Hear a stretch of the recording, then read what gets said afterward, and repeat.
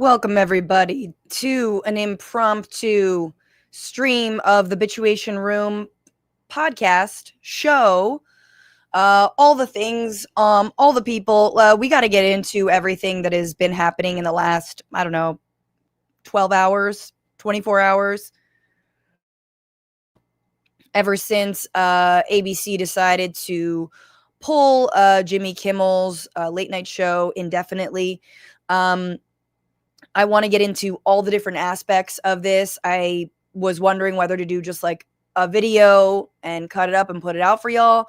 There's just too much, and I wanted to be here live a little bit early. I usually stream around 1 o'clock, but look, time is a wasting. But let's just open it and just say, legalize comedy. You know what I'm saying? When's it gonna be legal? Let's wait for it. And let's also wait for all of the free speech warriors, be they podcasters, comedians, friends of the current regime. Let's wait for them to speak out. Any moment now, any moment, they'll say a little something, and then they'll just shut up about it. Let's get into exactly what happened. We're going to get into talking about what this means and what it has meant for the media landscape and the 1% versus the 99% more generally. I want to talk about censorship and freedom of speech as it pertains to Democrats as well. And then finally, what is being rolled out against liberal organizations, nonprofits, community organizations, incredible groups that have done everything from get out the vote organizing drives to running local candidates to immigrant legal defense funds, because we are awaiting on bated breath the executive order that effectively revokes the 501c3 status for hundreds of organizations that, again, have done this incredible work and have truly kept people alive, both in the kinds of advocacy and the activism that they do, as well as in terms of political hope and political future. So that is very much on the chopping block to discuss. If you're here, do me a favor and like and share the stream right now. If you're watching on YouTube, you can always send in a super chat. I'm going to read those. You can always support this show by becoming a paid patron, patreon.com/Bitchuation Room. I mean, increasingly, I understand that I'm on Google. We're going to talk about Google as one of these massive conglomerates. But I would urge you to support me on Patreon. If you're also on Substack, frannyfio.substack.com, you can support me there as well. Support these little labors of love and also the longer form videos. I try to make them fun, but I am here without a production team. You know what I'm saying? Like, this is what we build. This is what happens when you don't get any kind of official job. I am in Hollywood, not actually employed by Hollywood, employed by you all people. So thank you so much. And Evoxy is saying something that I feel like we're all thinking and feeling, which is there's deep exhaustion. I feel incredibly overwhelmed and I feel exhausted. And I think we have to remember that that's the point. This is the point of authoritarianism and fascism, is to, do this sort of blitzkrieg, right? Like, it's to overwhelm you. I think Bannon said something similar. And it is to make you give up. It's to make you feel cynical. And I would feel more cynical and giving up were it not so clear how media figures, celebrities, centrists, elites, Democrats also participate in the paving of the primrose path toward fascism and authoritarianism that we are seeing right now. And so that's what gives me hope, is actually my anger at people who are ostensibly against what we're seeing, and people who believe in things like human rights and freedom of speech and, democratization of the media and public airwaves, right? This is what gives me hope, is our side, the very, very, very big tent, where mostly it's about wealthy centrists trying to eject anyone who has any kind of, principles around universal health care or whatnot. So we'll get into all that. But let's first just get into what happened. Yesterday, Jimmy Kimmel had his monologue, and he addressed the Charlie Kirk reaction to the assassination, but more importantly, to the identity of the assassin.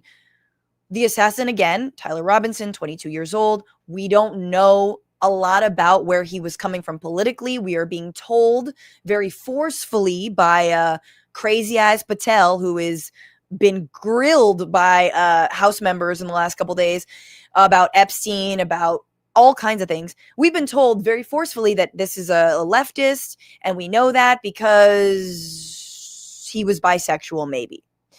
And that proves nothing, of course. We're being told that by the governor of Utah, who said his family said that he had left-leaning ideology.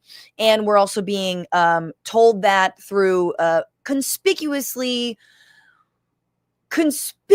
suspicious text messages that were released ostensibly from Tyler Robinson, and this was released by the FBI. And again, all of that to say, I'm not saying that this is not true, but that's the background. In case you've been lucky enough to be in a coma, oh my God, how was it? How was the sleep? Can I have some of that? And number two, this is where we are. And so Kimmel said yesterday on his Wednesday show, this, and I want you to listen very carefully to what he actually said and what he didn't say. He's mostly making a comment about the attempt to make it look like this guy, Tyler Robinson, was absolutely not a right-winger in any way, shape, or form, even though he dressed up as a Groyper meme, even though his entire family is Republican, his entire family is MAGA, and he's a massive gun nut. How many Antifa super soldiers do you know? How many, pussy hat wearing ladies do you know who also are Groypers / Pepe meme frog Halloween costumers? I mean, who are know all their different automatic rifles, know how to use them. But anyway, so that's what his comment was about. Take a look.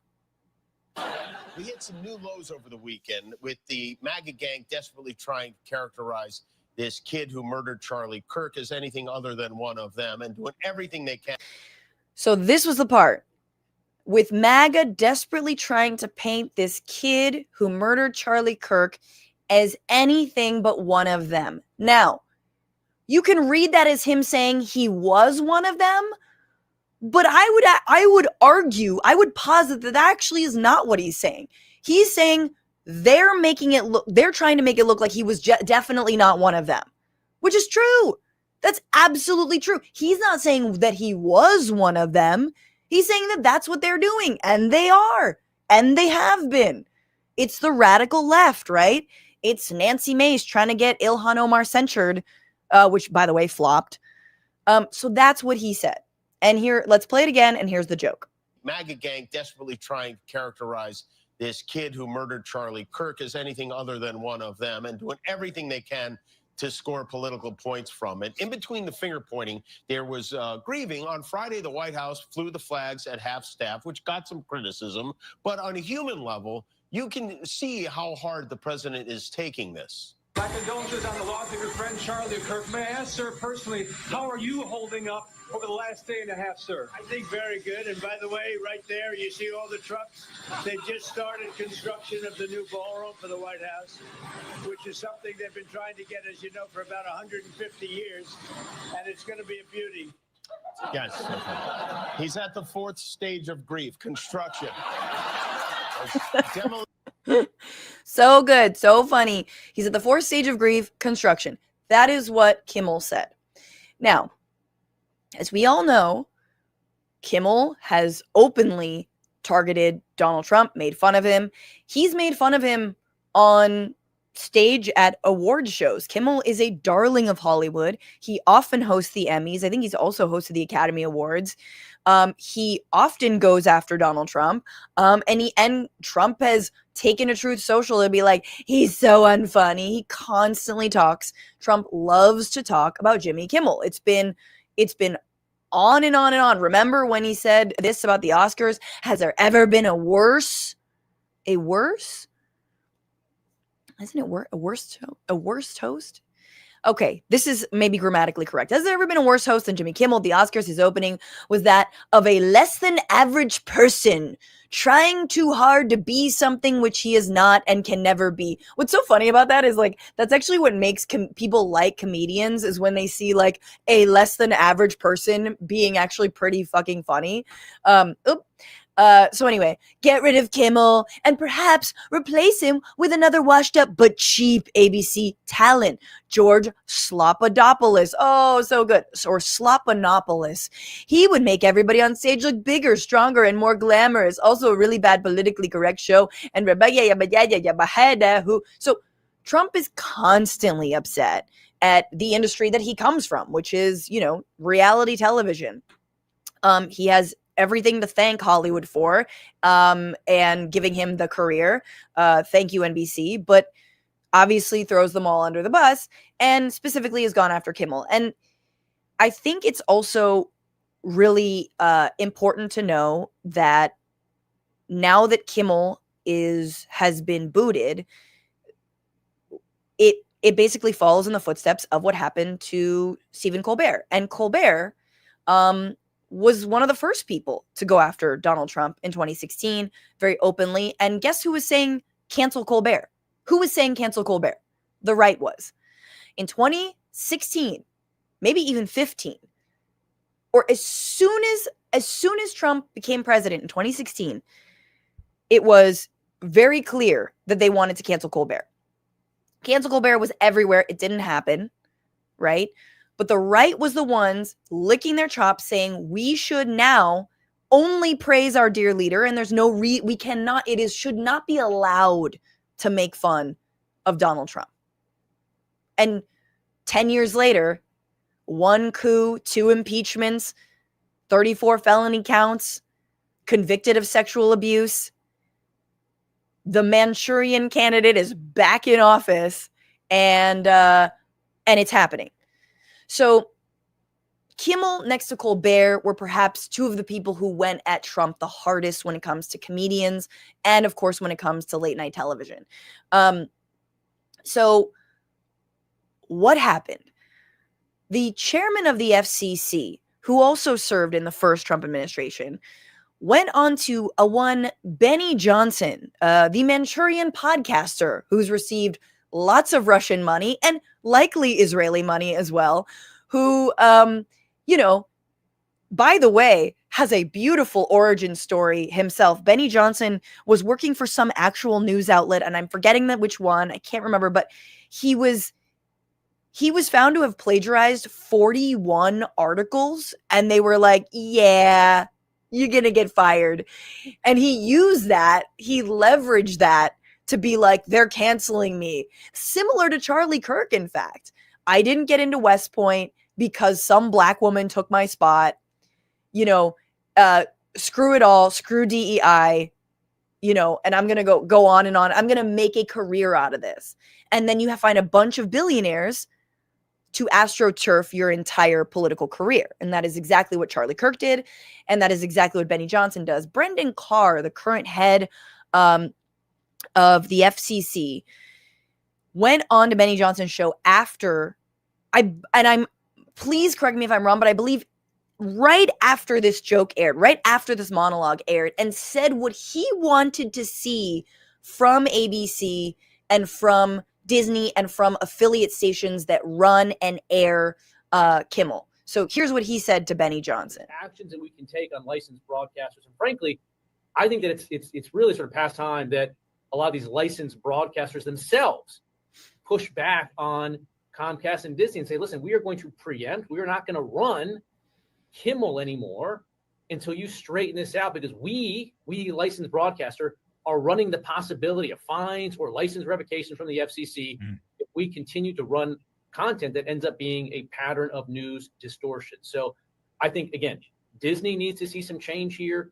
but the individual licensed stations that are taking their content, it's time for them to step up and say, this, garbage, to the extent that that's what comes down the pipe in the future, isn't something that we think serves the needs of our local communities. But this sort of status quo is obviously not acceptable where we are. There's action. So he also went on to say, we can do this the hard way or we can do this the easy way, meaning the FCC, which, by the way, why are all of our government officials just doing podcasts? Like, you got something to say, fucking, you got letterhead? Don't you have people? Did you doge your entire office? To put out something. Write something. Get ChatGPT to write it for you. We all know you're so good at doing that, CC Cash Patel. So that's him saying to Benny Johnson, he wants local affiliates to, on their own, self-censor and agree to not air Jimmy Kimmel. And guess what? They did exactly that. ABC yanked Kimmel off the air because local affiliates were saying they were not going to be airing Kimmel. And so there was no, we're going to yank it for tonight. We're going to edit that joke out. We're going to, we're going to just wait and, nut up and wait for Donald Trump to come sue us in whatever fashion or form. No. They preemptively not just took it off yanked it for that night, they yanked it indefinitely. And of course, there is more to the story. Because one of the biggest station owners that owns many ABC affiliate stations is called Nexstar. And Nexstar is trying to merge with another TV giant, Tegna. The merger is valued at $6.2 billion. It has to be approved by who? By Brendan Carr, by that guy that you just saw, the commissioner of the FCC. Because under our very lax but still existent media laws, you can only own a certain portion of local media markets. John Oliver did an incredible breakdown about Sinclair News and Sinclair Media owning a huge market share of local affiliate stations. But there are rules on how many you can own. Right? So far, it's pretty lax. Again, it's something like 30 or 40. You can still own like 30 or 40%.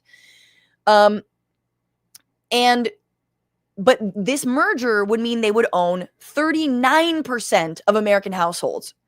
And there is a federal law barring a single entity from owning TV stations that reach that amount of households.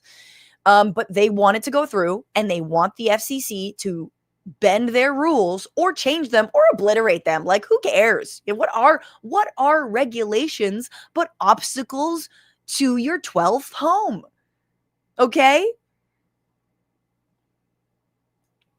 And so that's exactly what happened. They decided they would pull it, and they effectively did so after listening to Brendan Carr talk to Benny Johnson about how that's exactly what he wanted to see. And I am sure, just like we saw with the Skydance Paramount merger that now is owned by Larry and David Ellison, they will get their merger. They will get their merger, and thousands of people will be laid off. Tens of, however many people will be laid off, because that's what happens in mergers. But so, just so you know, that is the backstory, and I want to talk a little bit more about that. But just from a broader, our dear leader didn't like something, the MAGA movement didn't like something, and now this person has been muzzled and silenced.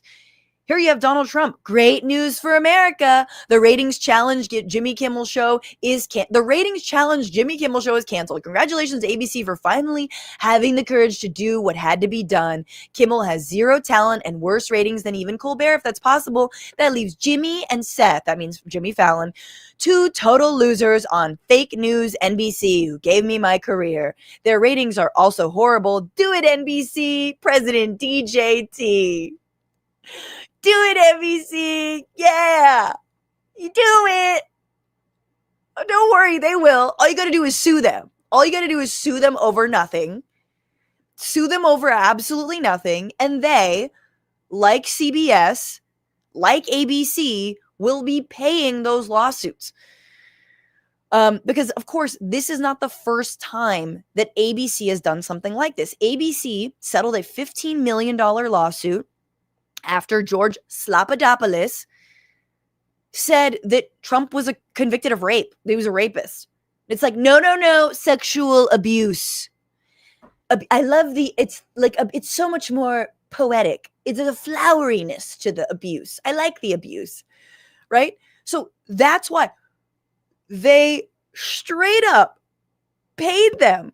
And like, ABC's not even planning a merger. Like they're not doing the Skydance Paramount, I guess their local affiliates are. This now makes more sense. But like, okay, so you paid him fucking $15 million as if he needed it. How many billions of dollars has he made off of his cryptocurrency just in his, meme coin or whatever in the last 9 months?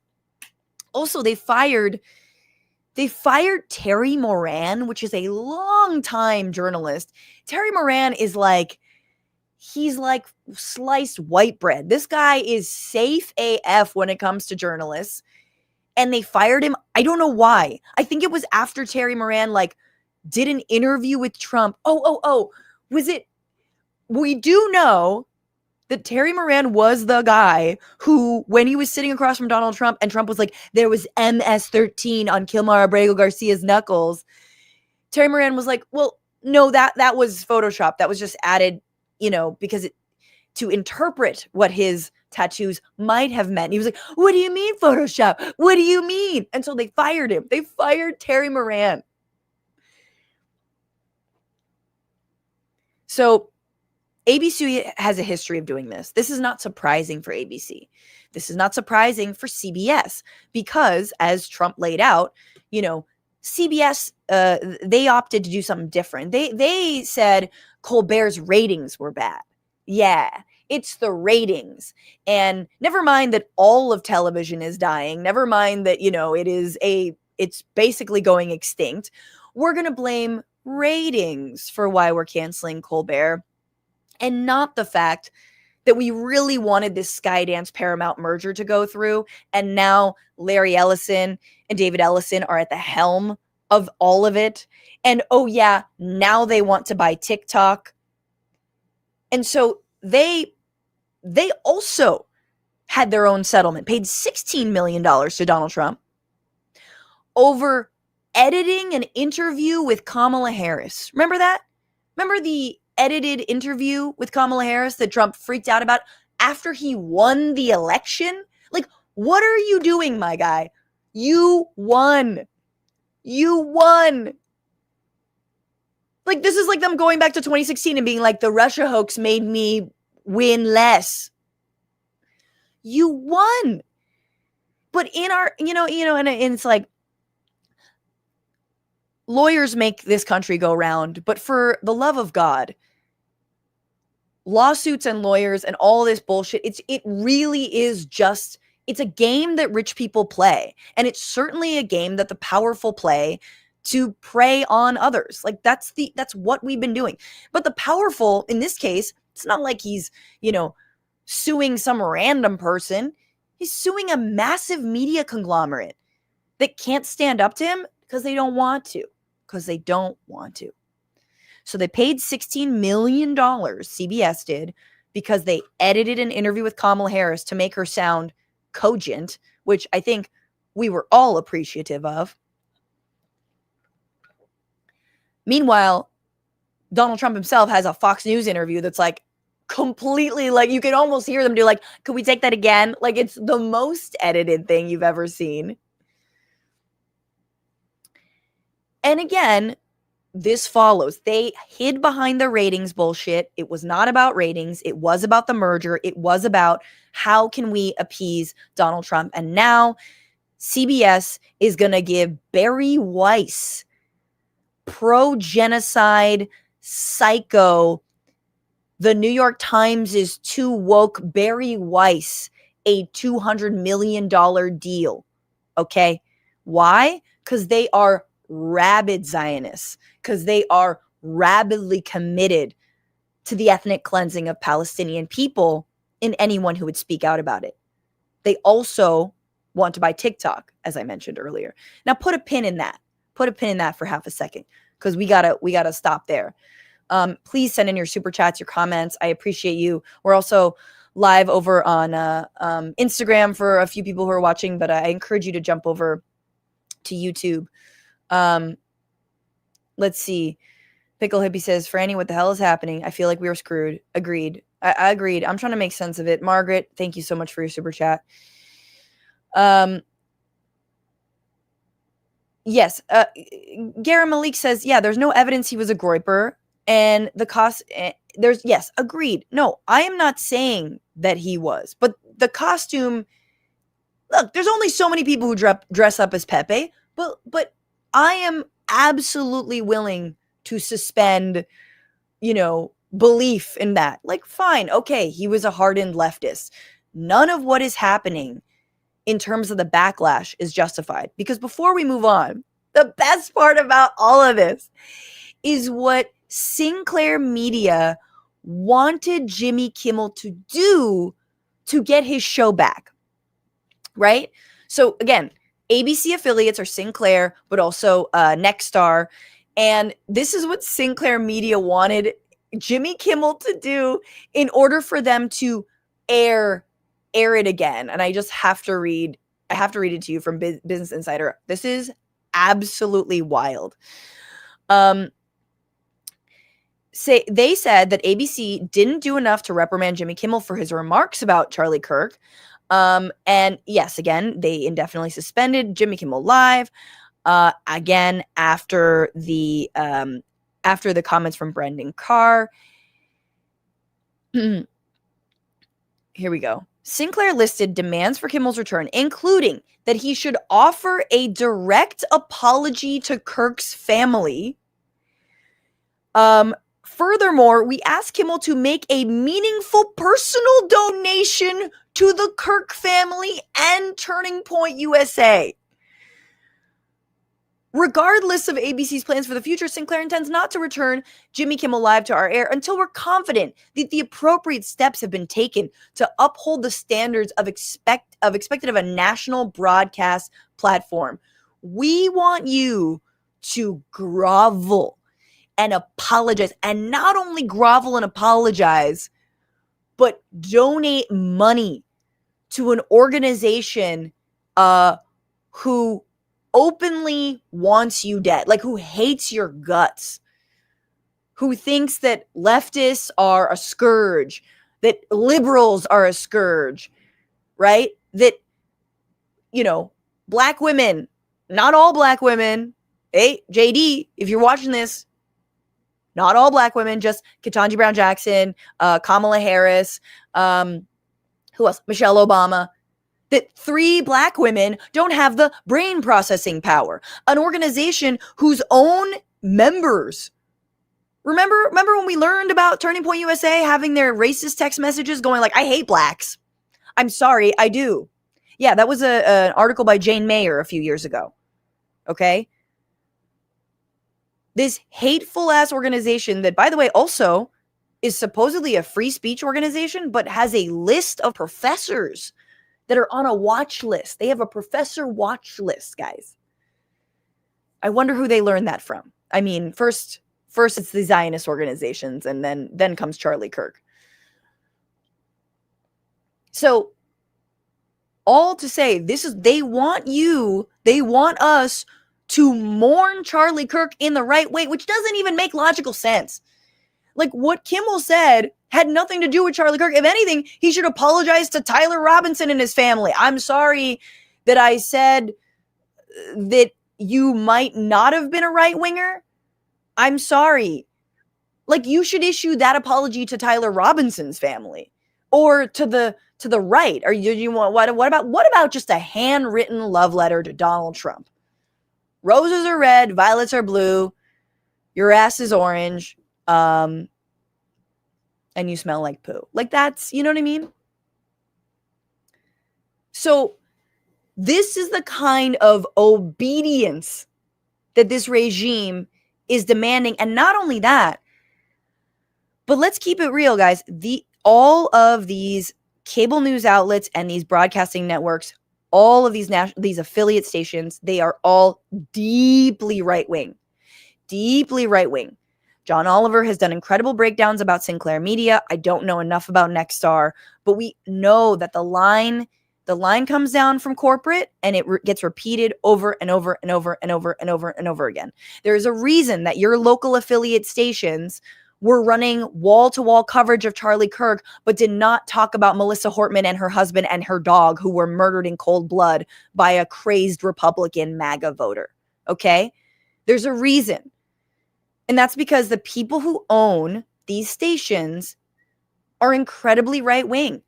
They feed off all they do to us is fill us with fear about some, local thief or local migrant who did a crime, right? Like that's what local news is there to do. It's to terrify you and to keep you feeling alienated and separate. Now, local news is also powerful. It could be doing a good job. I mean, hell, over here, KTLA, like they've been doing some good stuff after the fires in these, as we are still under attack from ICE every damn day, but they're going to eventually move on and they're going to go to something else that's sensational. So remember who are the owners of these people. Not only are they like greedy little pricks, but they are deeply right-wing. And Brendan Carr, chairman of the FCC, ain't going to stop there. He is not going to stop at this. No, but ratings have come down. Here he is on CNBC. I guess, maybe CNBC was like, oh God, let's extend an olive branch. Comcast is scared. Here's Brendan Carr saying he's happy about what happened and he wants to see more obedience from other networks and other channels. Across the board, as a result of course, people just don't watch nearly like they did. I mean, I can go back, and so can my colleagues, to remembering, though, the times of Johnny Carson. Now, again, to that point, Chairman, I mean, the administration in power was typically the subject of most of his jokes, as would seem to be the case now. I mean, these are comedians we're talking about. This is not the news. Well, look, I can tell you, Jimmy Kimmel is no Johnny Carson. And the issue that arose here where lots and lots of people were upset was not a joke. It was not, making fun or pillaring me or the administration or the president. It was appearing to directly mislead the American public about a significant fact of probably one of the most significant political events we've had in a long time. It's really the most significant political assassination we've seen in a long time. And no, so I don't think anybody's going to try and defend what Kimmel said. And I certainly defer to the I love it. I don't think anyone's going to defend what Kimmel said. You should actually defend what he said, because we do live in a free country. We do live, formerly free, maybe never fully free. We do have the First Amendment that is still on the books. He is a comedian. And all he said was that you guys are tripping over yourselves to try and make it look like this kid had absolutely no right-wing leanings. Right? That's what you're trying to do. You are releasing all kinds of very, very suspicious, heavy-handed evidence about, there's a strong text messages where he said to his trans lover, I'm sick of Charlie's hate.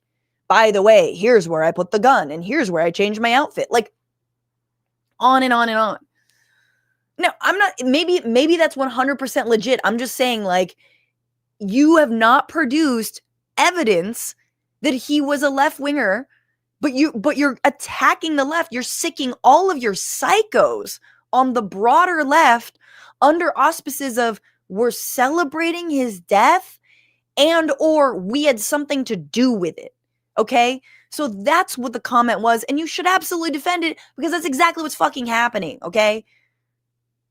Decision making of the company itself in terms of saying this was beyond the bounds. But I do wonder, and I think many people do, whether you really are just targeting comedians who who typically through the years have have made fun of political figures in a way that because the president simply is offended by it. No. Look, again, broadcast TV is different. We're on a cable show right now. You don't have an FCC license. You don't have an obligation to serve the public interest. Podcasts don't either. Stand-up comedians, whether they're on lots of forms of communications, don't. And Kimmel is free to do that. But if you have a broadcast TV license, that means that you have something that very few people have. And you're excluding other people from having access to that valuable public resource. And it comes with an obligation to serve the public interest. And again, this is amazing. This is the same regime that is taking down PBS, okay, and the Corporation for Public Broadcasting that are, yes, syndicated. They are broadcast. These are places that, like, you know, where cartoons teach you about your feelings and Sesame Street teaches you ABCs, which honestly, given that most Americans are at like a 6th grade, 5th grade reading level, we should probably go back to. So miss me with this, oh, you have to have some sort of added value. And oh, miss me with this, you could do this on your podcast or you could do this on cable. That we know that's a lie. We know that's absolutely, number one, these conglomerates often own, like they syndicate and they own multiple platforms, right? So they're going to syndicate to Sinclair or Nexstar or whatnot, but they're not just cable companies. They're not just, cable networks. So it's sort of one in the same. If you censor them in one area, you're going to censor them in another area. If they're obeying in one area, they're going to obey in another area. And we've seen that play out in real time. The other thing is this lie that somehow none of the other speech is going to be clamped down on, and you can absolutely say whatever you want. Guys, it's just a matter of time and not actually a matter of time, because people's speech has absolutely been censored when it comes to Gaza. And that I want to talk about that in a moment, but let's take a listen to what else he says. Over the years, there's been a rule in place at the FCC that local TV stations get to preempt programming that they don't think meets the needs of their communities. But recently, these national programmers, ABC, Disney, Comcast, NBC, they've been exercising outsized control and power over those local TV stations, and there's been no pushback. And this is They've been exercising outsized power. What about the local TV stations? What about Sinclair and Nexstar? Like, what do you mean they've been outsizing? This is off the back of the example of those local stations, which are not like mom and pop, UHFs over here. They're also conglomerates. These are other conglomerates. So what are you even talking about right now? And if you really cared about too much power in media, then break them up, break them all up. But you won't do that, and you can't do that because you're allergic to regulation and you actually love conglomerates.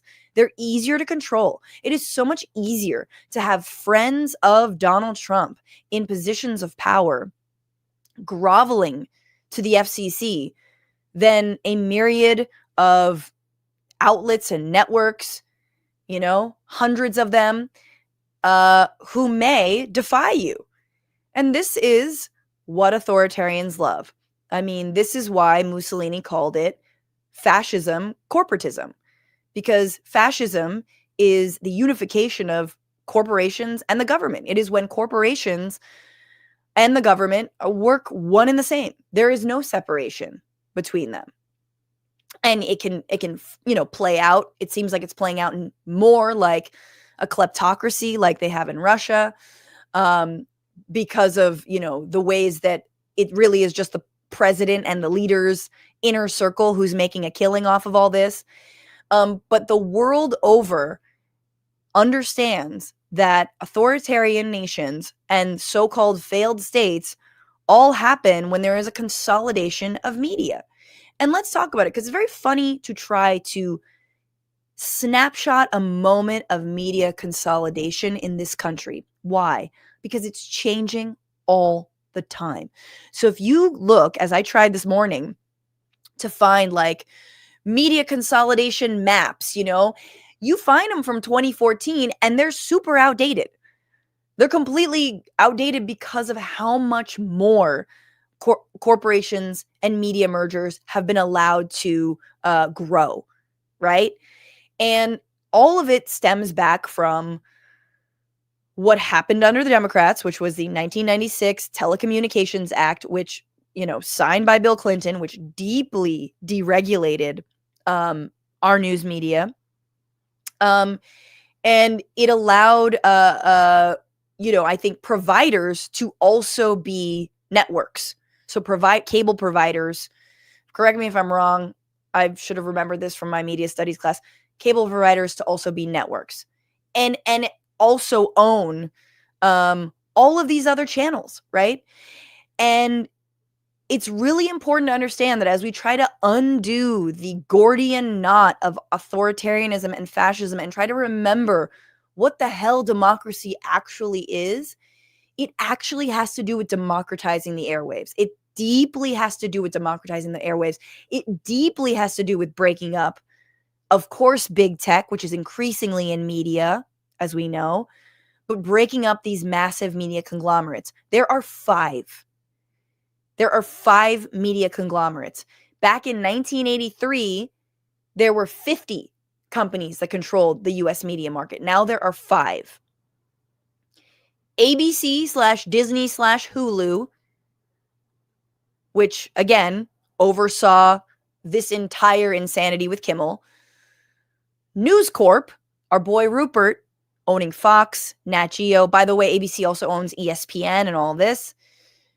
Warner Brothers Discovery, which owns HBO and CNN. Again, I'm thinking about Last Week Tonight, which is on HBO. I'm thinking about Roy Wood Jr.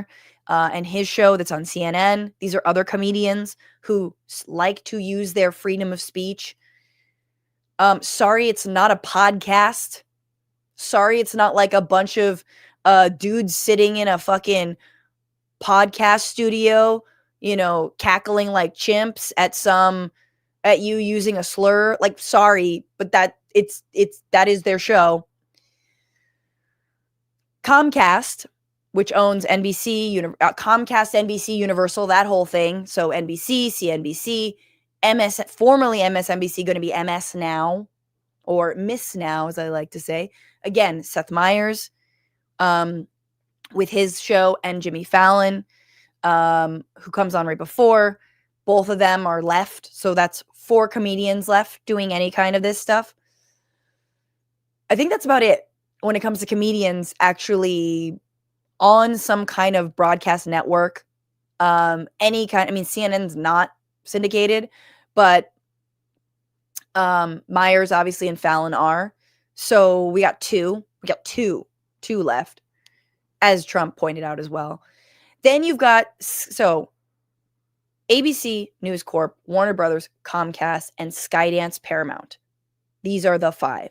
However, the Ellisons, who own Paramount and Skydance, want to buy Warner Brothers. So they want to buy HBO and CNN. So what's happening to CBS could very well happen to CNN. I mean, again, what even are these things, right? And then, of course, there are big tech companies that also do media. Amazon, Netflix, Apple, right? And you saw the way, Bezos, who was at the inauguration, Apple, who, Tim Cook, what did he offer Donald Trump? Some fucking golden, I don't know what the hell it was. Something gold. It was like, I don't know. What do we got? Let's encase a laptop in gold and give it to him. Right? Like, they are all bending over. Why? Because they're filthy rich capitalists and they don't want regulation. And the line in the sand has been drawn. There are no good guys in media. Okay? There's nobody like, woke and deep and cool in news media or media. That doesn't exist. Okay? These are the filthy rich barons of media, and they want it all, baby. They want all the mergers, and they want all the layoffs, and they want a smaller and smaller and smaller slice of the pie if you happen to work in media, Whether you're a writer, an actor, you work in production, whether you are a journalist, whether you are a producer, a broadcast, whatever you are, they want to get rid of your job. And AI is absolutely helping them do that. This is a massive attack on workers in the media sphere as well. So it isn't just a authoritarian silencing of free speech. That is sort of that's an externality. That is something that's a casualty of the real prize, which is I don't want any barriers to me making more money, making more people impoverished. Amazon doesn't want any barriers when they, open up a private healthcare entity as they're getting into, right? They want to be the all-seeing, all-knowing uni corporation, and they're kind of all vying to get to that point. And it is very depressing as someone who knows people who wrote on Kimmel, who are incredible comedians, who are very funny, who are smart. It is depressing as someone who is a comedian, who, at one point in my life / currently was like, hey, maybe one day, the Frantifa, if we're not a terrorist organization yet, can be elevated, right, to one of these networks or deals and whatnot. And I've had fits and starts of that. But it's all curtains, y'all. It's curtains. It's curtains unless workers stand up. And we had, off the back of the pandemic, which really crushed Hollywood in so many ways, the 1% in the industry wants you to believe that it's the taxes of California and, the taxes and all that. That's why. It's bullshit. It's bullshit. They want to merge. They want to downsize. They want to streamline as much as possible. Also, because streaming was their big bubble. It was their big swing. And guess what? It's not as lucrative as they all fucking thought it would be. And so now they're looking to cover their asses for their own losses, right? So they're scrimping and saving and they're squeezing. And the SAG-AFTRA strikes and the WGA strikes that came off the back of the pandemic were a moment. And thank God, they were an incredible moment. However, and I'm not on the inside of this, but it seems like the deal that was struck did not go far enough to protect workers, did not go far enough to protect actors and writers, especially from things like AI. So no matter how many new tax breaks, the governor of California or Karen Bass about Los Angeles is promising Hollywood, they don't want it. They don't want it because the goal is more and more money. I mean, Hollywood, it truly is dead. Media is dying. It's all being sold for parts. And so, of course, it is ripe to be stripped for parts, to be sold to the, highest bidder, and then be a beautiful and perfect mouthpiece for authoritarians who want to get their message out there. I mean, truly, I know I made a big deal of the Barry Weiss thing, but I think the Barry Weiss thing is massive. It is massive. You're giving someone who has no business on CBS control over, thank God, only their opinion section, but who knows? It's a model. You're going to see the podcasters who relish in the fact that they are podcasters and they're anti-establishment and they don't even accept deals. They're going to get deals. Benny Johnson will get deals. Tim Pool will get deals. All these ghouls will get their deals because they are the mouthpieces of corporatism, of fascism. And they're necessary to build our consent to be controlled the way that we are. And I'm sorry I said that with a smile. There's only one way to say it. With a smile. Julie, thank you for giving out memberships over on YouTube. Hell yeah. If you want to become a member on YouTube, you get all of our deep dives early. and you support this show and me doing these impromptu streams, you can become a patron, patreon.com/bitchuation room. Thank you, Mina, also for becoming for being a member, proud member of the Frantifa. Indeed. Rar Bear says Fox News deceives their viewers purporting to be a news organization. Yeah, Fox News, one of the 5 main conglomerates. Also, they say what do their newscasters always say? That they're not mainstream news. Oh, mainstream media. Now, I do think, Night of Cypher says Project 2025 happening way faster than we thought. Yeah, this is all foretold in the book of Project 2025. And yet, the groundwork has been laid by both Democrats and Republicans alike. And I think before I get into the comedy angle of this, I think it's really important to say that Bill Clinton passed that 1996 Telecommunications Act that deregulated so much of our media, that changed 50 news outlets in 1983 to 5 news outlets, or 5 outlets, media conglomerates in 2025. And fewer and fewer and fewer. Democrats are not the party of the working class. Democrats have long relinquished the reins to doing anything to rein in big tech or big media. You had fits and starts with Lena Khan. Elizabeth Warren has been out on her own largely.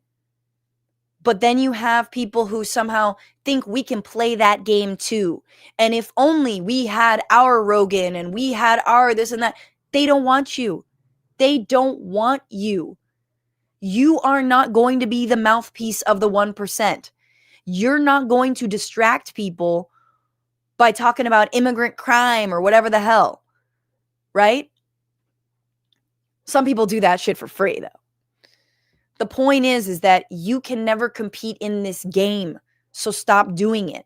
And Democrats, again, have paved the way. They have helped this happen. And in part, how they've helped this happen, and this is really key, is silencing speech around Palestine. Now, I know that for some of you, you might think that's a leap or you don't understand how that is connected. It is deeply connected. Because for 2 years, from 2023 until 2025 until now, but specifically after October 7th, 2023, speech around Palestine, around genocide, around the occupation was censored. And it was called anti-Semitism. And it was censored by all kinds of people from all kinds of political stripes. Democrats, media conglomerates that purported themselves to be allies and in solidarity and doing this to protect our Jewish family and communities, despite the fact that it was Jews and it is Jews leading the charge in so many of these protests that were so violently repressed. It was your governors calling police on your student campuses. It was your universities allowing counter-protesters to bludgeon those students. It was your universities allowing themselves to be swayed by propaganda about their own students, leading to suspension and expulsion. It was your own universities not being able to stand up to the bad faith attacks from the right around Palestine and sitting in those hearings and not being able to defend the free speech First Amendment rights of your students and agreeing that there was an anti-Semitism problem on campus. All of what we are seeing now, we've been primed for. This did not come out of nowhere. It came out of people losing their jobs. Melissa Barrera, actress, losing her job over speaking out for Palestine, right? It came from so many people in all industries being silenced and losing their job because they did not say the right thing after October 7th. They should have started the clock on October 7th and should never mention the occupation, should never have solidarity with the Palestinian people. And now that the United Nations has said this is a genocide, something we all knew 2-3 months into the so-called war, now it's too late. Now all of the institutions, all of the media outlets, all of the editors at broadcast, at television broadcasting stations or at your newspapers, all of the administrators at different colleges and universities. Now what? Now what? Well, you already sold everybody out over free speech. You already served up people on a platter. Joe Biden worked with people like Sacha Baron Cohen, RIP to that fucking guy, because TikTok was spreading hate against Jews. No, it wasn't. It was talking about Palestine. Remember, it was a bipartisan legislation that said, yeah, TikTok should be sold. TikTok should be. Why? Why? It had nothing to do with China. It had to do with genocide and speaking about Palestine. That's what it was. We all know that's what it was. So this is what happens when you give an inch. And I would argue that the same reaction out of the assassination of Charlie Kirk is what is giving us the Kimmel cancellation and everything else that is coming down the pike. When centrists like Ezra Klein say, oh, Charlie Kirk practiced politics in the right way, it's the same kind of thing. When you have centrist media agreeing with the lie that people are somehow celebrating his assassination, it's the same thing of there were people celebrating October 7th. Where? My guy, where? Truly where? We're talking about Palestinian lives. When it comes to Charlie Kirk, we're talking about gun control. We're talking about how violent the internet has become. We're talking about the kind of hate speech that Charlie Kirk himself dabbled in. Not just dabbled in, his bread and butter. Meanwhile, we're being told by right-wing podcasters, comedians, and whatnot that we're the ones who hate free speech. So all of this has been foretold. It's been foretold in Project 2025, but it's also been foretold in the way our media conglomerates have gone, and it's been foretold in the ways that we already were okay with silencing, with doxing, with demonizing certain people depending on their beliefs. I mean, I hate to bring it all back to Gaza, but my God, it's so obvious. It's so obvious. The Trump administration saw that. I mean, Trump regime and their lackeys and their ghouls saw that happening under Biden, and they were like, boop-a-doop-a-doo, taking my notes. And you wanted us to like protect democracy. BTW, I am obviously the person that said you should vote for fucking Kamala Harris. I said it a million ways. But come on. We are supposed to believe the Democrats care about free speech. We're supposed to believe the Democrats care about big money in our politics. We're supposed to care, pretend and believe that they care about any of this? About the Constitution? When Merrick Garland did F all to hold Donald Trump accountable? When you did nothing to expand the Supreme Court or regulate it, when you knew there were these bribes, open bribing happening in the highest court in this country? What are we supposed to think? What are we supposed to think about you?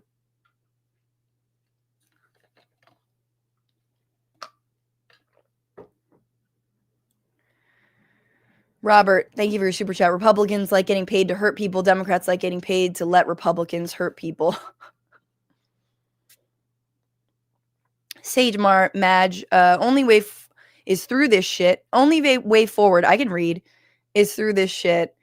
Got to take care of each other. Yeah, absolutely. We have to take care of one another. I just have to yell a little bit That helps me. Now, let's talk about free speech, because there are comedians. This is about comedy. This is about jokes.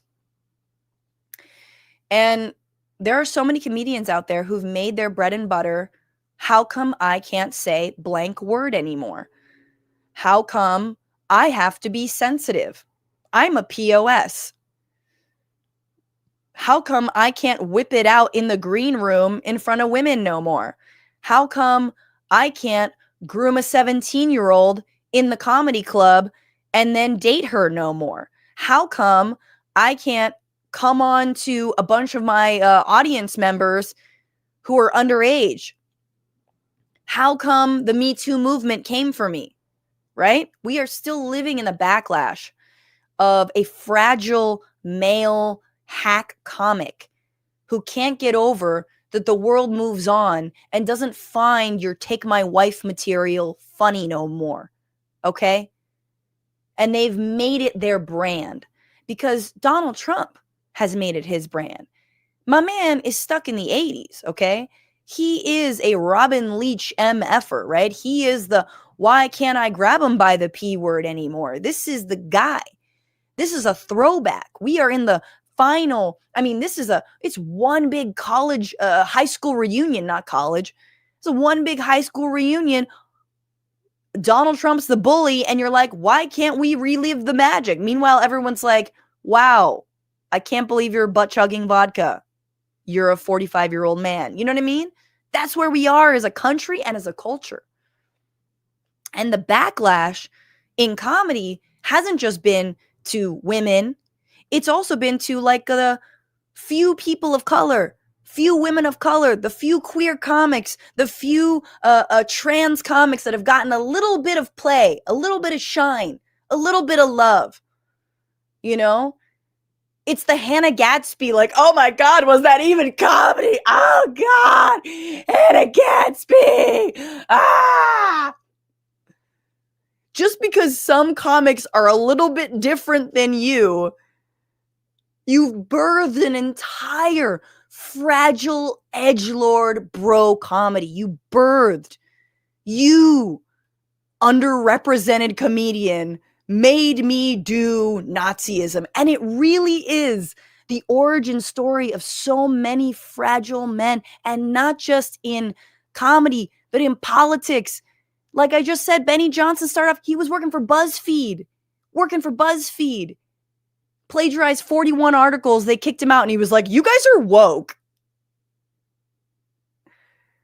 So many. Baked Alaska is another one. I think Baked Alaska worked for, it was either BuzzFeed or some other news organization, and he called Justin Bieber his spirit animal. And someone was like, Baked Alaska is like a white nationalist guy. He was there in Charlottesville. He got bear maced, I think, in Charlottesville. Anyway, and someone was like, you really shouldn't say spirit animal, you know? Because it's like, whatever. It sounds like you're sort of appropriating like native culture. And he was like, oh my God, you're woke. I'm gonna be a Nazi. So all of the Kill Tonys, the Hinchcliffes, the Rogans, the Schultzes, they're not just deeply unfunny, in my opinion, but they are at their heart reactionary. But they hide behind this idea that they are just for free speech, man. They're just for like saying whatever. And I'm sorry if you don't think that's funny, but actually I'm in clubs. Like I hear stuff. It's not funny. People don't actually laugh at that. But now everyone's so irony pilled, you're just laughing at the fact that they do say the R word or, you know, an anti-trans slur or whatever it is. And of course, as we talked about on this show, no one else other than Mark Maron, even though so many comedians have pointed this out, especially women and people of color and queer people have pointed out the reactionary tendencies within comedy and why they are happening and how sad they are and how even people who are so-called canceled are never actually canceled because clubs will still book Louis, Chris D'Elia, you know, who's that guy? Brian, whomever, all these like people who've been outed as predators They still get booked. So, like, who's canceling? No, ain't nobody been canceled. And they are deafeningly silent. Dave Chappelle, how many specials has he done about trans people being weird? Has said nothing so far. I wouldn't be surprised if Chappelle would say something. Because Chappelle, I think, he likes to sort of like, he reads the room. Ricky Gervais loves being like punching down, loves it, has said nothing since Kimmel's cancellation. Andrew Schultz, I was like, what has Andrew Schultz said? And so I went to his Instagram. I don't follow him, but I saw he posted last night.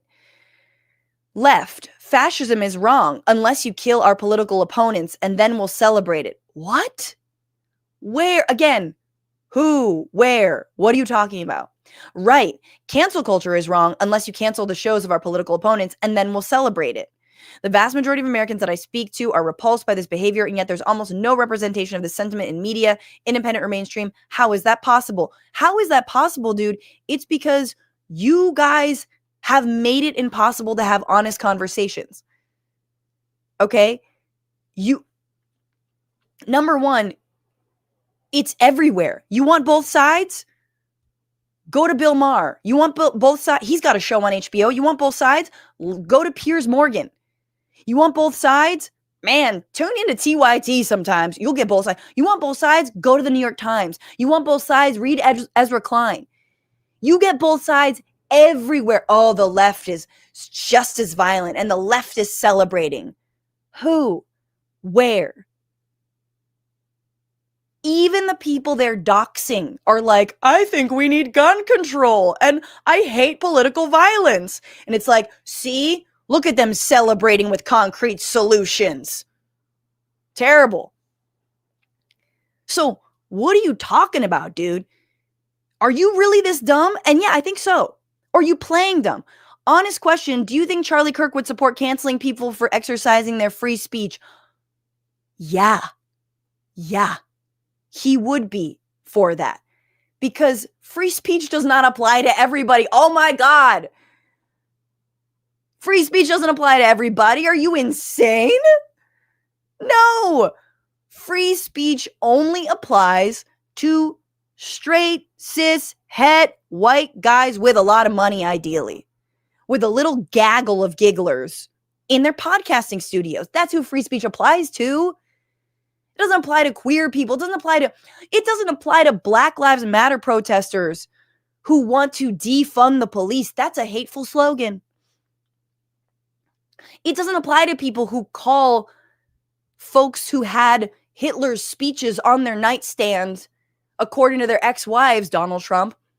It doesn't apply to us when we say, hey, that seems kind of Nazi. Hey, it seems kind of fascist when you, I don't know, do a broad censorship crackdown using the government. It doesn't apply to, it only applies to us. It only applies to the marginalized. It only applies to the people who, if they tried what MAGA did on January 6th, would have been gunned down before they stepped 1 foot inside the Capitol. Okay? That's who we restrict free speech for. So you bet your ass Charlie Kirk is loving what is happening right now. Loving it. And don't take it from me. Take it from Benny Johnson, the plagiarist, who absolutely said, yes, Charlie Kirk would love to see getting rid of Kimmel. This is what Charlie would have wanted. Okay. Charlie's dream, and I worked with Charlie for a decade, building and speaking across the country and creating Turning Point USA. What Charlie had dreamed of is a cultural power where you can reach even into the blackened, dark heart of Hollywood, into the highest ivory towers of Hollywood, and to create accountability for monstrous behavior on behalf of a moral nation. 37 million households did not want Jimmy Kimmel to be broadcast into their homes. They were disgusted by what he said about Charlie. There we go. we want to reach into the black soul of Hollywood and censor it and stamp it out, squeeze it until there's no more life. Don't worry. The rich are already squeezing Hollywood. It's already almost gone. It'll be nothing but Ted Nugent and what's his name? Oh my God. It'll be nothing but obviously Gibson and who's Angelina Jolie's that it'll be John Voight, Mel Gibson.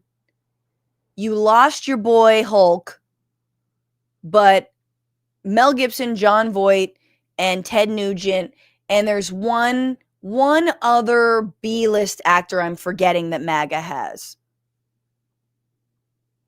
I forget. It's like, you always hated it because people actually had a little bit of class. And there's nothing classier than being able to, like, actually make a joke. I mean, it's only a matter of time before Gutfeld gets offered all of these slots. It'll just be the Gutfeld hour, and it'll be ubiquitous at 11 p.m., right? Everyone's going to be tuning into Gutfeld.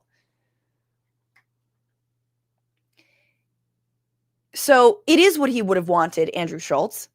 And I would leave it to you to speak out on freedom of speech. Because again, these people actually, all of the crying, all of the bitch tears about being canceled was over nothing. It was over nothing. What arm of government did official canceling? No. It was corporations and individuals taking it upon themselves to be like, you know what? Gina Carano is sharing an anti-Semitic meme. We've told her not to like 5 times. I think we might let her go. That was on them. Should they have other processes to go, to elevate that to HR? Maybe. I don't know. But that's a private corporation, right? Now, you could argue this is also a private corporation, Disney, ABC, except the FCC asked them to and effectively threatened them. So all of the things that the anti-woke right has projected onto the rest of us and how we cancel people. Oh my God. Why? Because there was a Twitter kerfuffle and people talk shit about you and didn't like your special or whatever. That's not cancellation. Nobody had the weaponization of government. Joe Biden didn't come after you. Barack Obama didn't come after you. There was no platform. There was no Project 2025 censorship coming from Democrats. You got your specials. You got your Netflix deal with Kill Tony. You got your 4-part anti-trans diatribe with Dave Chappelle. Let's just be honest about it. You still book arenas. You still book. Nobody's canceling you.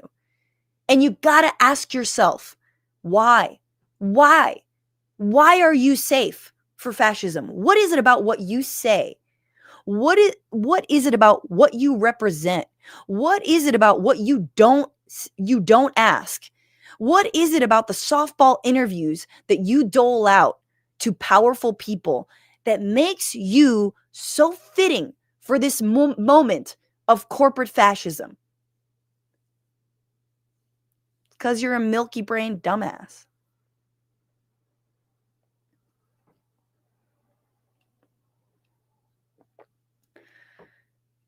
And speaking of people who are actually speaking out, here is Marc Maron. And Marc Maron has a new special on HBO in which he talks about this precise thing and the sort of upside down that we live in. And here he is. Look, please direct me to others with the kinds of reach that Maron has who are saying this stuff. But here is what Maron had to say. Jimmy Kimmel has been muzzled and taken off the air by his network ABC, who are buckling to and trying to appease the Nexstar media conglomerate who have a lot of affiliates, and they threatened to preempt him at the suggestion of the FCC chair. This is government censorship.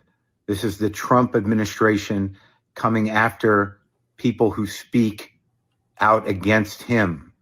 This is the end of it. If you have any concern or belief in real freedom or the Constitution and free speech, this is it. This is the deciding moment. This is what authoritarianism looks like right now. In this country, it's happening. So if you're a free speech warrior or you really talk the talk about protecting free speech, this isn't about saying the R word or the T word or any of that. This is government censorship. This isn't fucking Twitter. This isn't people getting canceled because of a cultural pile-on. This is the United States government silencing voices that they disagree with.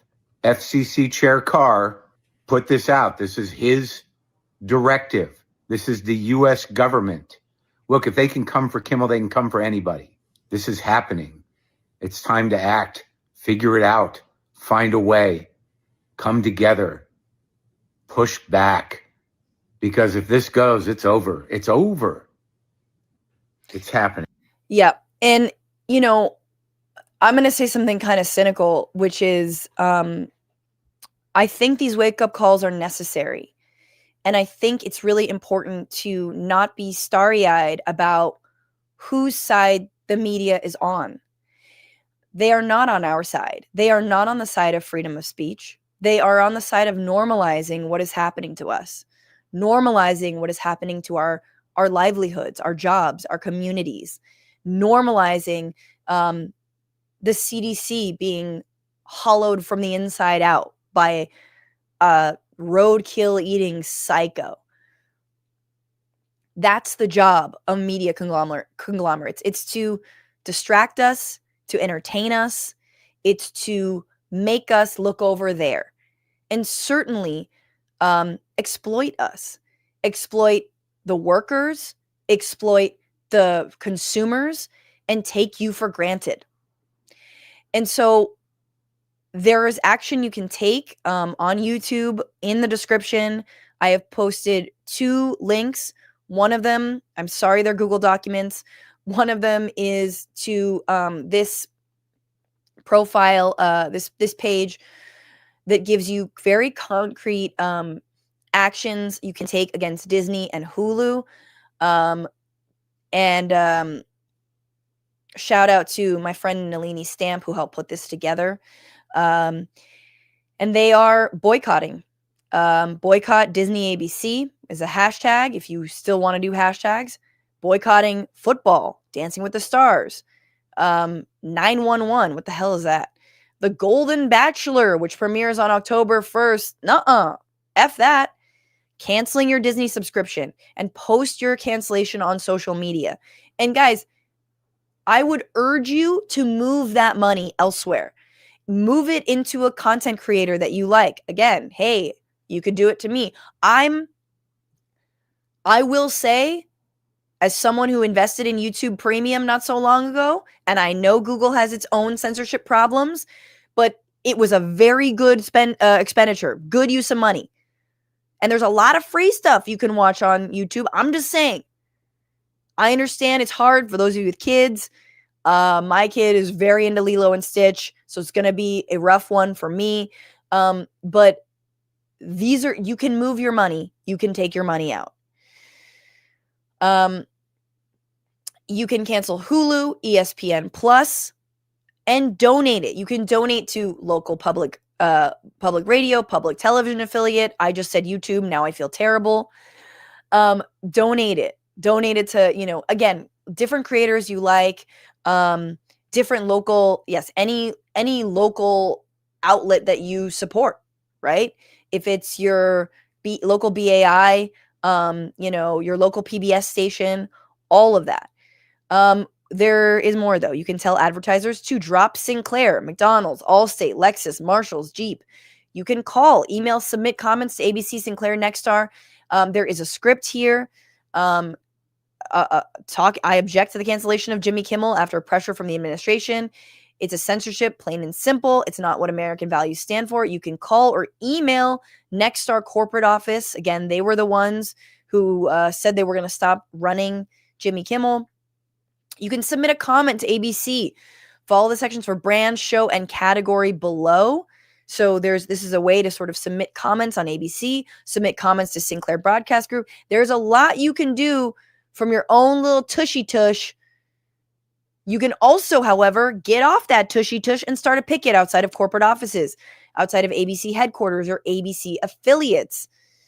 We're talking Burbank in California, obviously. 7 Hudson Square in New York. There's a list of television affiliates by state. You can also picket outside of Nexstar corporate offices. There are many.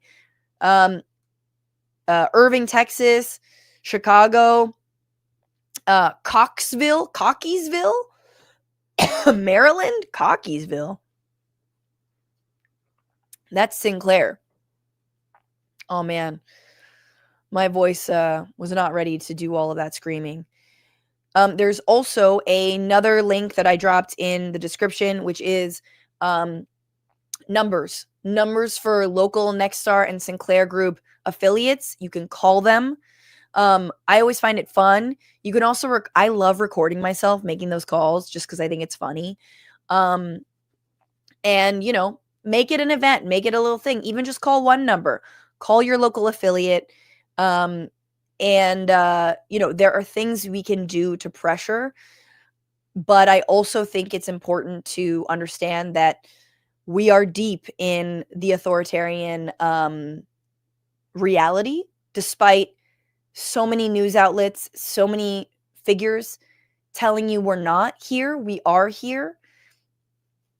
And I also want to say there are comedians and people you can support every damn day. There are shows, there are new and up and coming folks. There's good comedians. There are fun shows. There are places that don't just feel like some sort of frat house that you've walked into weirdly. Go to those shows, support local comics. You know, that in wherever you are, there's going to be a scene there. And there's going to be people, you know, people always ask me, who's your favorite comic? And it's like, you don't know them because they haven't been elevated by our very selective and very safe media system that we're currently operating in, right? I've pitched shows. I've taken shows out. I've had near misses. Sometimes I'm too political for the comedians. I'm too comedic for the political stuff. I find myself in this nexus of both politics and comedy, and I have for many, many years now. I do a monthly show in Pasadena at the Ice House, October 1st. That's a Wednesday. October 13th in Brooklyn, New York. All I'm saying is there are good things.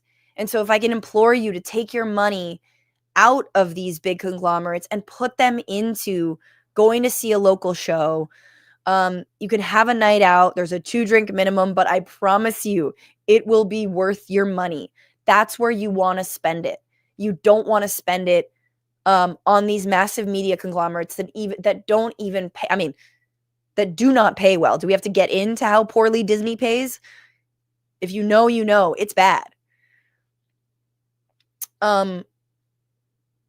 There is more to talk about, but that concludes that entire tirade. I'll be waiting. I'll be watching. I'll be waiting for the so-called free speech comedians to speak out about this. Are we going to see it?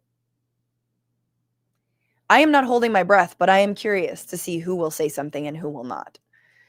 Thank you, Diego Hernandez, for your super chat. Thank you, Tony Barbosa. Greetings from Brazil. Keep the good people, keep the good fighting people.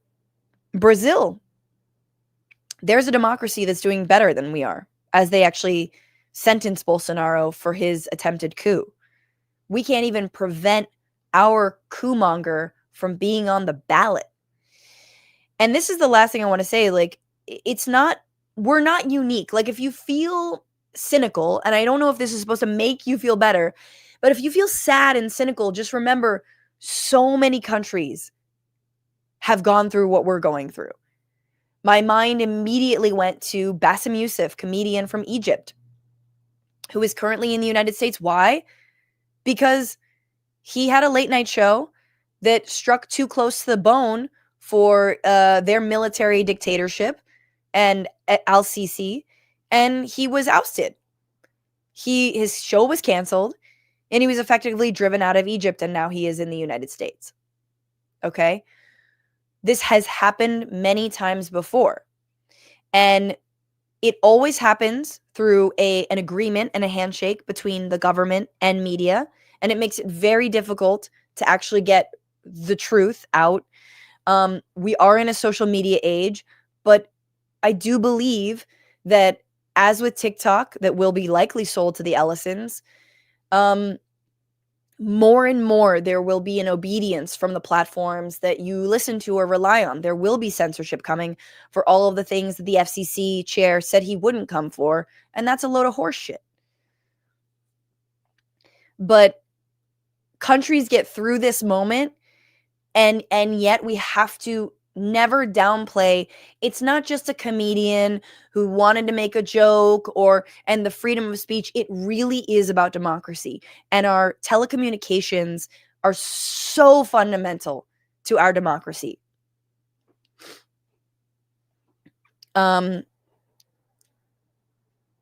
Yes. So that's the litmus test for also anyone who would want to be our leaders when it comes to Democrats or independents or whomever else. What are you going to do about these massive media conglomerates? How are you going to break them up? But how? And are you actually going to do that? Make billionaires afraid. Make billionaires non-existent. Billionaires should not exist. That's a litmus test for anyone that's on the left, even liberals. Do you think billionaires should exist? Yes or no? I've been told yes by people who, you'd otherwise think were progressive. I think this is really important, and it's related because, look, Kimmel is a rich guy. He can take care of himself. Kimmel will be fine. Kimmel, like Colbert, may get a Netflix deal. He may get a Apple deal, whatever it is, he will land on his feet. He will be okay. Who will not be okay is everybody else that's being put in the crosshairs of this administration as they continue their free speech crackdown and their crackdown on all of our civil liberties, and especially any of the ways and mechanisms by which we resist. And many of those mechanisms are through nonprofit organizations, through grassroots organizations that help people who are squarely in the crosshairs of state violence and repression.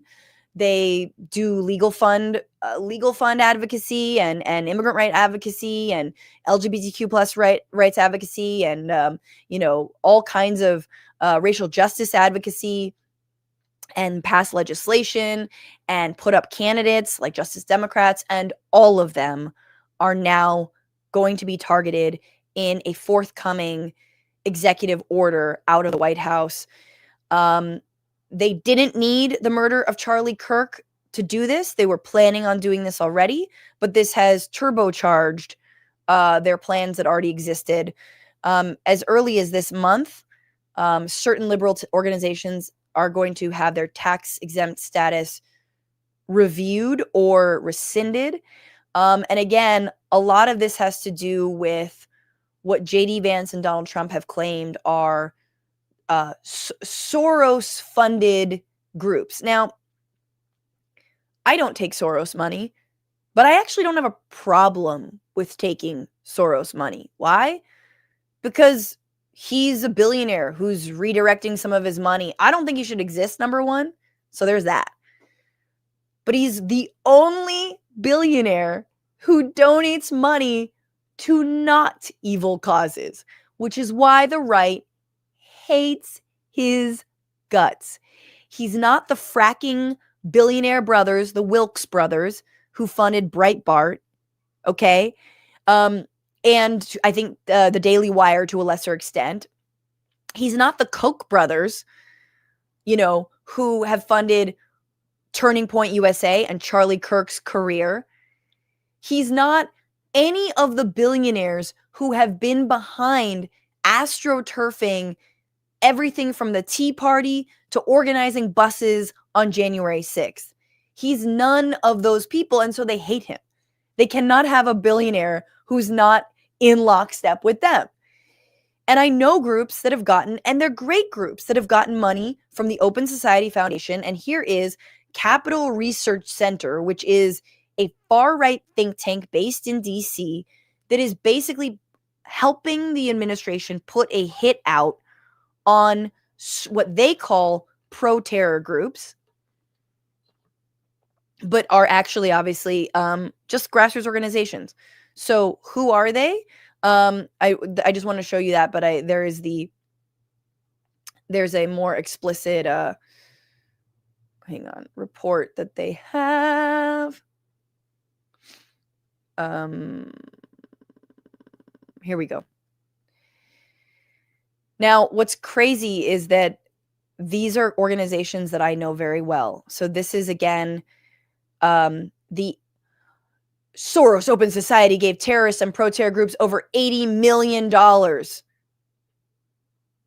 which is a drop in the bucket. And a lot of these organizations, I was looking at them, they also talk about the fiscal sponsorship. Open Society Foundation funding facilitated 11 groups that have acted as grantees, fiscal sponsors. Fiscal sponsorship, again, is an arrangement where a registered nonprofit brings an unregistered group under its tax umbrella. Allied Media Projects, I know them. I've done stand-up at their shows. I know people who work with them and organize them out of Detroit. Center for Third World Organizing, I know them. Citizen Engagement Lab Education Fund, don't know them. Common Council Foundation and the Movement for Black that funds Movement for Black Lives. I do know the Movement for Black Lives. Empowerment Works that has supported Visualizing Palestine. The Highlander Research Education Center, which I have been to. I know them. NEO Philanthropy that helps Movement for Black Lives and Empower Change. The Praxis Project that has helped Black organizing for leadership and dignity. Puente Human Rights Movement that works with Mi Gente. Mi Gente, I've had the founder of Mi Gente on my show, is a friend of mine. I know these people. The Tides Advocacy that has given fiscal status to the Dream Defenders. Again, people I know. And the Dream Defenders Education Fund. So these are the fiscal sponsors, and they go into detail about all of these incredible organizations that, that the Open Society Foundation has helped to fund. And these are just all of our people. Like, these are just all of they're personally like all of my people, my people's people. And even then, again, it's like, we cannot only rely on foundation funding to fund our movements. It has to be beyond that. And that's easier to say than do, of course. But it's like, look at how simple it is to put these foundations in your crosshairs. These groups that do incredible work that have been, and what's so funny is that they are the ones who've been on the front lines doing things like nonviolent political action and civil disobedience and figuring out ways to build resilient communities in the face of fascism, giving people a place to go, a place to organize, a community to belong to, a place to seek legal funds, as I mentioned many times. And we are on the back of a political assassination, or at least we believe a political assassination, that we don't know the root cause of, but it feels like it was an act of, as I would call most assassinations, desperation. An act of absolute desperation. Because I don't agree with the tactic. I think it's wrong. And there are massive movements that also believe that things like violence and assassinations are wrong, and that the way to get change is to organize. And so ironically, in the wake of this assassination of Charlie Kirk, J.D. Vance and the regime and Trump are going after the very organizations that make resistance through policy, through organizing, through community gatherings, through legislation and putting up candidates, make that nonviolent resistance possible, that make dissent possible, almost as if they want there to be no other option other than the desperation of an act like violence. Do you understand what I'm saying? It's the same thing as the migrant crime BS. Oh, we're going to go after workers. We're going to go after domestic workers, nannies. We're going to go after people in a factory. These are not people living in the shadow. These are not people who are criminals. And by virtue of doing that, we're going to actually create more crime, more people living in the shadows, more people turning to illicit means to make money because we've cut off their avenues for living in daylight. This is all deliberate. This is all them modeling the world after the hellscape that they believe it should look like, so that our brains and our bodies and our communities are ripe for the kind of authoritarian power grab that they're doing right now. So we don't have any other alternative. So they can justify the crackdown and the repression that they were already doing to peaceful demonstrators, whether it's Black Lives Matter, whether it's Palestine. They were already doing it. So they want to reverse engineer the justification for their repression. It's classic, right? I mean, this is very classic. It's Hungary, it's Russia, it's everywhere. And, it is about damn time we start acting a little bit more like Nepal. But it's very terrifying. It's very terrifying to the people I know. And speaking of people who need your money, all those organizations do and more. Groups like Justice Democrats, also, who are running awesome candidates already. And I would just say, in this time of hopelessness, before I sign off, please take action from your chair, from your phone, or with your feet. And also find something local to care about. If it's a candidate in your county or your state, or your school board, find a candidate or something or some change maker. If it's a community fridge or a mutual aid organization, just find one thing that is a little hopeful for you. Please do that. Find one place to go volunteer, donate your time, find one candidate who you like, go volunteer for them, phone bank for them, organize a fundraiser for them. Just focus. Be laser focused on something positive, because these are very dark times. And I feel your hopelessness too. I feel the walls closing in. I would be lying if I said I felt hopeful. So it could be a candidate. It could also be a comedy show. It could be something that you like, that you believe in, that you want to support. Move your money there. Move your time there. Move your efforts there. Fight against the sadness, and metabolize this anger in something concrete. And with that, thank you so much for being here. This show is truly funded by you all. Patreon.com/Bitchuation Room. If you have $5 a month, $10 a month, anything you want, you can tip the show, TBR-live on Venmo, TBR live on Cash App. You can super chat. You can become a paid subscriber on Substack. I will be working on the next long form video. I should have been writing now, but your girl had to weigh in. Thank you for your love and support and for your super chats. Marius Sion, much love from Romania. Left is best. Hell yeah. Some people coming over from Majority Report. And I hope to see you all soon. If not before Tuesday, on Tuesday. And love y'all. Stay strong. Bye-bye.